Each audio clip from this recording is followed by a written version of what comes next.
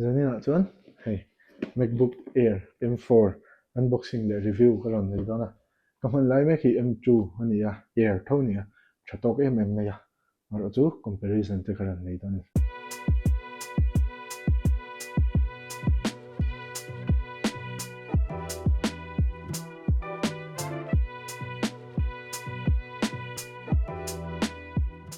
hei hi kan pilo fang wan tei kan ni dona assistant kan nei lem lawa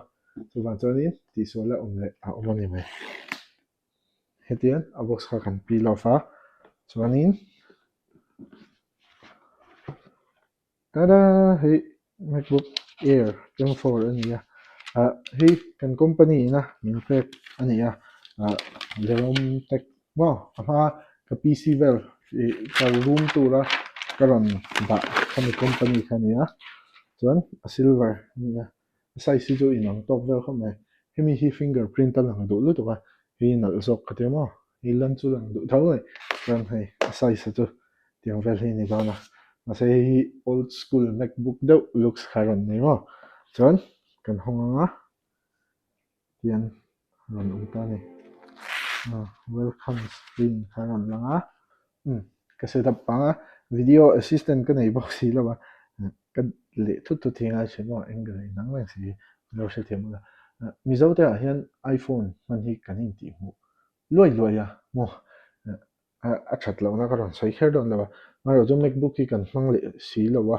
iPhone hi kan afford thei tho ni chuan Macbook hi kan afford thei tina chu ni mai a aman hi inang thoka chu in ti hmangu ka ron ti do mo a chan chu hei in ti hmu dan chalo tak a in lo ngai mai thema se hi ka leila in sin riat vel ni tuna chan sin sari sanga vel ni to in ka she M2 chip khani mo chuan hei M4 chip khani tuna sin ko le claim tak ang chi han kan le a chu in ti hmu ka ti chan chu mo hei work oriented deuh ania hei tam takin nerd tam takin la gaming laptop te a thazok an tia ma se hei a box a local en ship ship en hei brick tel lo in tian a het te hi rong kala chuan hemi hi a cable khani le me a sang em ta ni to chuanin hemi battery life hian battery life hemi hian 48 hours don work char hian hemi zo hi ni hi chu kala hmang lo hemi zo hi 48 hours don work char content en pa monitor connect to hian min dai ani chu mo gaming ha jon nia games a khel thailo chan chu games siam ho hian Macbook mil hian an siam vak lo ta maro chu productivity thua chon min ti productive de iso ka chan chu games distraction lo om lo khan no baka rendering speed te khatiang hei a kholina aron siam cho ang a kha chuan code compiler te ponianga aman zat in ang rawa Macbook a thazok ti ran claim ani so ka chuan nerd ran challenge to hemi man zat hian ka bil tanga i Macbook a in a render chak zo kang ron ti ngam hinom chuan ron ti ula kan test non nia chuan M2 le M4 big a hi chuan M2 nei sign ni chuan M4 a upgrade hi a ngai lem lawa ka soi ta kan han kan company changa kan don ani bangin latest a hian kan ti ta maro chu M2 hi a thatok em a mo everyday life anga chuan chuan ka sai do bo chu Windows chuan chumi chu a keng tela chumi chu keng tela kan ti tam tak hi a genuine lo ani thin mo Microsoft Excel te Word te o Microsoft Office ho shim shim a free lawa maro chu Macbook hian a ang chi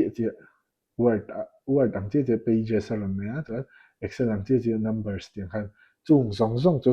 eng version Macbook a po a free veka maro chu in Windows ina a ken tel Microsoft Office kha a free in mang lo ti ka ho sai do a free in man kha crack version ani dan lo ang ani ti ka ho sai tel shim shim do chu mi ringot po chu Macbook man warna chan tura tlingin ka sia chuan heavy task anga khan chu 3D rendering te anga kan mo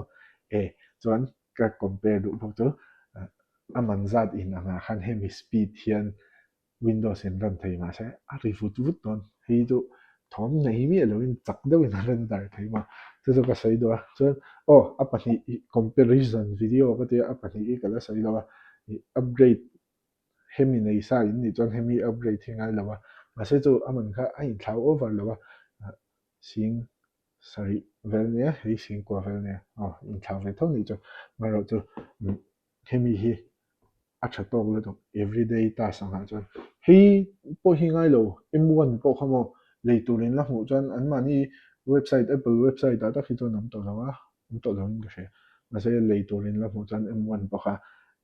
computer pc in la hre ho ina tha an ti tam tak hian a render speed vel khala chakma tadana 2020 ma mi zong kha chu apple ka defend lo nia 2020 ya m1 chip aron choka an mani chip aron cho chang hian macbook hi chal tu kama chu chu man war ti le ni tina ka ron sei zoi iphone kan in ti hmu ka ti kha a ecosystem in thlang don ro ro ani chuan iphone with windows a in android with macbook in omsial la nei zawk ani chu wa chuanin omsial la nei zawk chan chu iphone chu nei ringot no la iphone topai in circulator tar hangai ta ma se android in nei chuan android flexible zia kan hre chuan android video file te file an kim kha hemi a hian a thun thei veka chuan editing le en kim kha khami processing ka hemi hian a khoi chak dei zawk don ta windows ai kan chu wa chuanin thlan nge ngai ta se ni chuma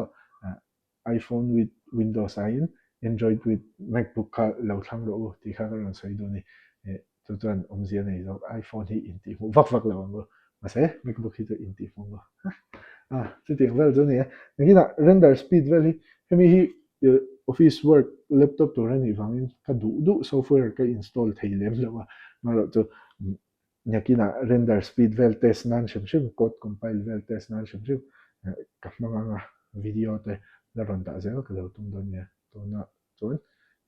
khati zong kha ni se like and subscribe ti khamo tech reviews la le ka ron nei zel